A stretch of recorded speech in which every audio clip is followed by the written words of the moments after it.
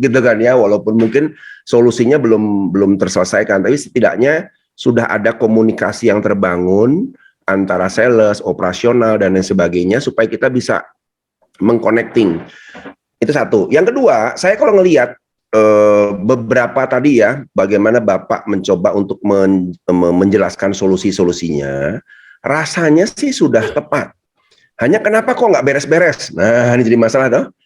Kalau kita logikakan ya, oh harus gini, benar semua. Dari Mbak Gebi, Pak siapa tadi itu juga saya dengar, benar. Hanya pertanyaannya, kok nggak beres-beres ya? Ini ada yang salah apa ya kira-kira gitu kan ya? Karena kalau kita bicara solusi, Pak, kalau solusi itu hanya di lingkup departemen kita, di unit kerja kita, nggak ada masalah, aman semua. Karena kita kendalinya, otoritasnya di kita, tinggal tunjuk, beres gitu ya.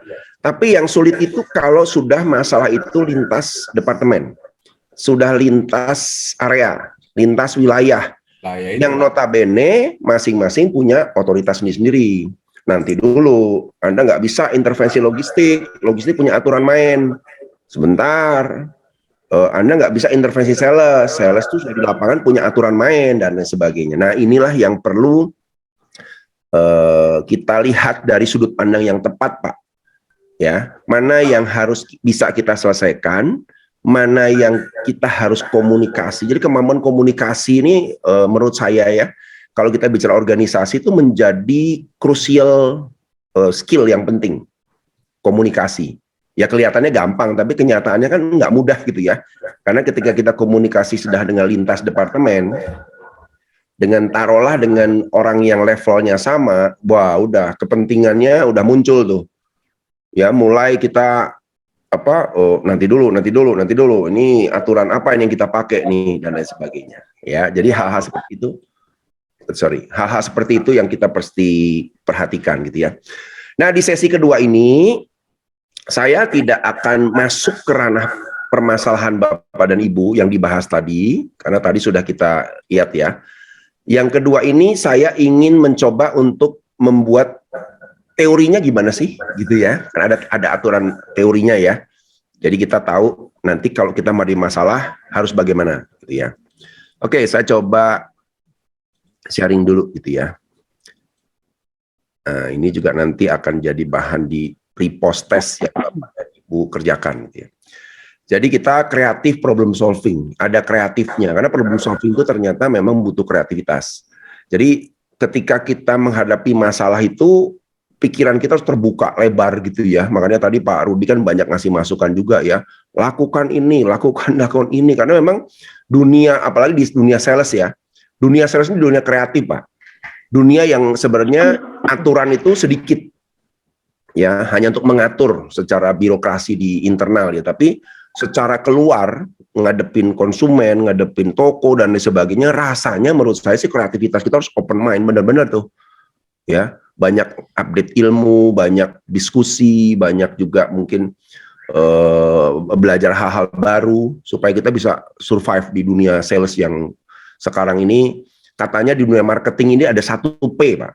Ya dulu ada 3 atau 4P, 5P, 6P gitu kan ya. Sekarang ada 1P terakhir yang lagi tren tahun 2020 sampai sekarang. Namanya Purple Cow, sapi ungu. Apa maksudnya sapi ungu? Sapi ungu tuh kalau kita tidak tampil beda dengan sekian banyak kompetisi, kita nggak jadi apa-apa, nggak kelihatan gitu ya. Itu intinya itu. Nah makanya tadi benar tuh. Kalau yang tadi ada ide-ide yang mungkin bisa diserap gitu ya, harus bagaimana sih sebenarnya? Nah, bisa kita gunakan juga nanti. Nah, kalau masalah tuh gini Pak, sebenarnya kenapa ini juga dirasakan perlu ditekankan atau diberikan kepada teman-teman sekalian gitu ya, karena menyelesaikan masalah itu sebenarnya ada pola, ya, dan pola ini sudah baku ya. Jadi artinya kalau kita lakukan proses seperti ini, masalah itu jauh lebih mudah diselesaikan. Ya, jadi banyak orang jumping ya, masalahnya ini lalu mencoba untuk, wah dulu pernah kok aku begini, dulu juga begini berhasil kok, nanti dulu Pak. Ya, masalah itu nggak bisa diselesaikan dengan cara yang sama Walaupun kelihatannya problemnya sama, karena kita mungkin menghadapi toko yang beda, menghadapi situasi yang beda, menghadapi produk yang beda, dan segala macam beda, Pak. Sehingga jangan coba-coba jumping to conclusion. Resikonya tinggi. Ya, saya kemarin diskusi juga dengan atasan Bapak ya sekalian gitu ya, kita diskusi ngobrol apa sih apa yang mereka harapkan dan lain sebagainya. Mungkin kalau saya boleh katakan hampir 60% beliau-beliau itu menyampaikan bahwa permasalahan ini seringkali tidak dilihat secara detail, secara tajam gitu ya. Kadang-kadang kita perlu ngelihat dulu nih sebenarnya isunya apa sih sebenarnya. Apakah ini bisa cocok nggak kalau saya terapkan di situasi sekarang walaupun masalahnya sama? Belum tentu gitu ya. Nah ini yang kita ingin belajari. Jadi yang pertama masalahnya dulu Pak. Nah sekarang masalah itu kan juga bertubi-tubi. Bisa banyak ya. Bisa mengalir deras gitu ya. Wah dari toko, dari ini, dari sales, dari ini dan sebagainya. Nah kita harus tahu dulu, bisa bagi dulu. Ini masalah yang harus saya selesaikan cepat atau ini bisa saya tunda. Jadi fokus utamanya dulu Pak yang penting gitu ya. Kalau di bidang misal operation. Kalau operation kan bicara tentang bagaimana caranya produk ini bisa terdelivery dengan baik titik gitu dulu. Jadi kita selalu mengerucut pada inti tugas kita tuh apa sih sebenarnya. Dalam sales juga sama. Ini inti masalah yang penting apa sih? Oh kalau sudah ada permasalahan yang berkaitan dengan toko atau konsumen, ini segera number one harus selesaikan. Gitu ya. Sisanya baru di breakdown berikutnya. Oh kedua misalnya masalah yang kalau sudah berkaitan dengan sales yang bermasalah gitu kan ya, yang punya attitude bermasalah, wah ini prioritas nomor 2 nih. Jadi kita benar-benar masalah itu kita susun yang rapi supaya kita tahu yang mana dulu nih sebenarnya gitu ya. Itu satu. Lalu yang kedua, kadang-kadang juga kita menganggap ini masalah padahal enggak masalah. Jadi masalah itu kita pikirkan sebagai masalah yang berat, padahal bagi orang lain enggak masalah gitu ya. Makanya kadang-kadang kalau saya melihat begini Pak, kadang-kadang kita disibukkan dengan masalah-masalah internal, melupakan konsumen.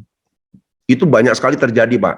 Kalau saya diskusi dengan banyak perusahaan pun seringkali begitu, iya Pak kita ini sibuk ngurusin gontokan sama ini, ribut ini, mempeributkan tentang birokrasinya, mempeributkan tentang prosedurnya.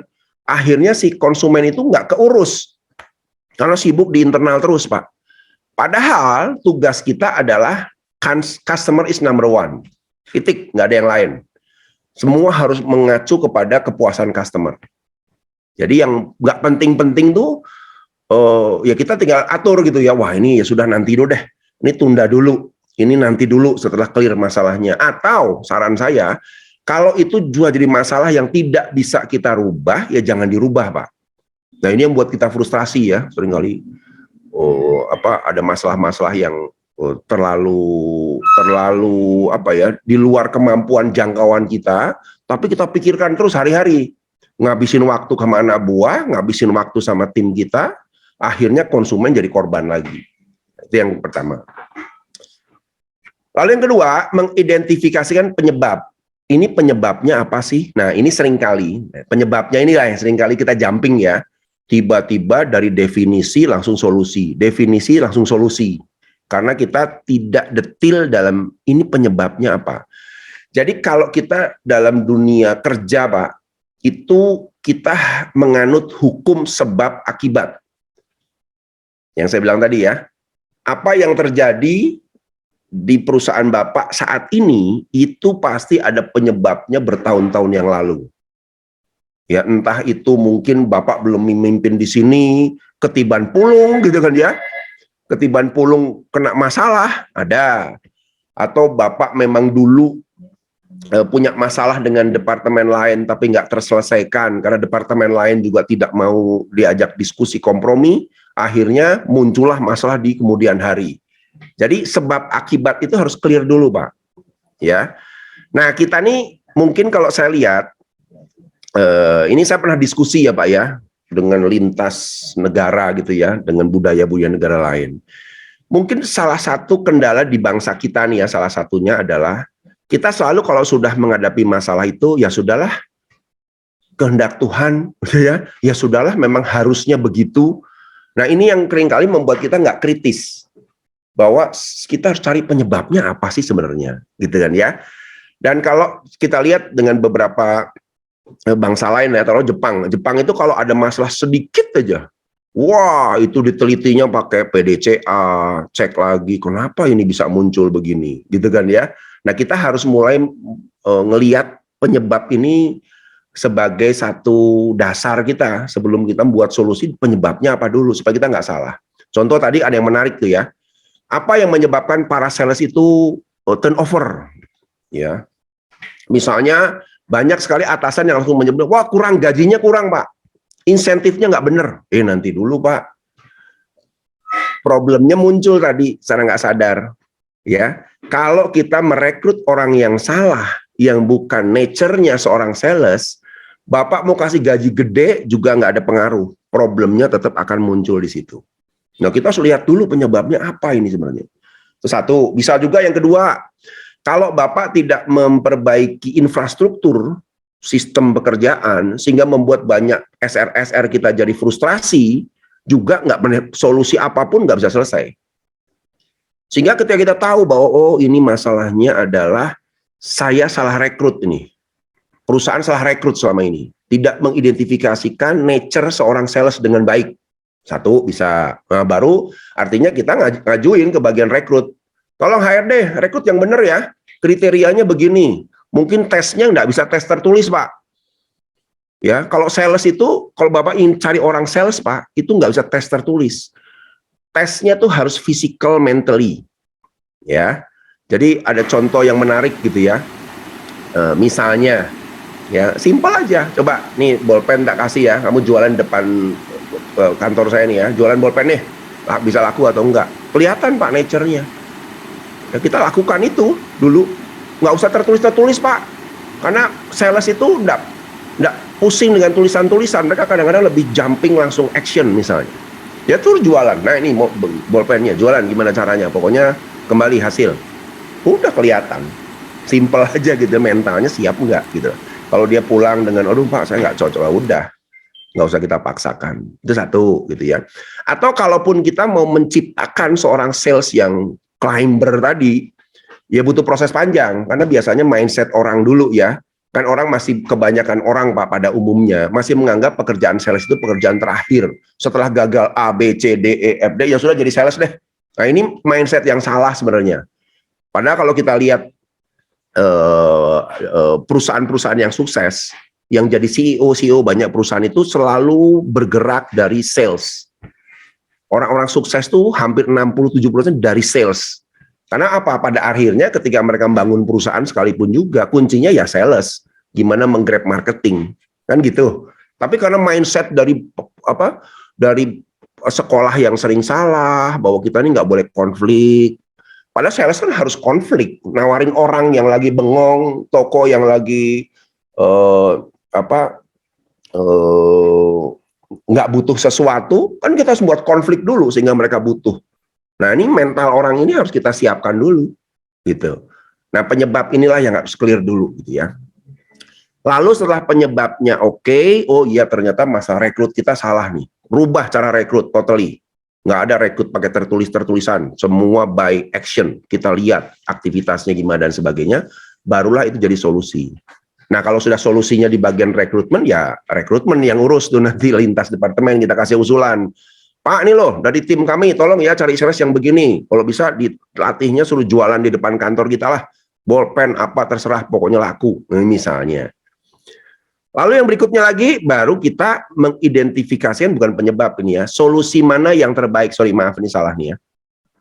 Solusi mana yang kira-kira terbaik. Jadi solusi itu, ingat Pak, tidak semua solusi itu bisa kita gunakan. Pertama, yang paling jadi kendala itu ketika solusi itu terlalu besar biayanya. Sudah pasti gagal total lah Pak. Percaya sama saya.